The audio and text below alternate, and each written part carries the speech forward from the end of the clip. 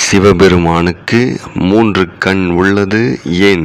முருகனுக்கு 6 முகம் இருப்பதாகச் சொல்வது அறிவுபூர்வமானதா? நெற்றிக் கண்ணிலிருந்து குழந்தை பிறக்குமா என்பதை பார்ப்போம். தினசரி காலையிலும் மாலையிலும் வணங்கப்படுகின்ற சூரியன் விஞ்ஞான கருத்துப்படி ஒரு எரிகோளமாகும். அதாவது சதர்சர நேரமும் எரிந்து கொண்டே இருக்கும் ஒரு நெருப்பு பந்து சூரியன். அந்த நெருப்பை 3 வகையாக பிரிக்கலாம். முதலாவது நடுவில் உள்ள ஒளிக்கோளம். இதிலிருந்துதான் ஒளியும் வெப்பமும் உண்டாகிறது.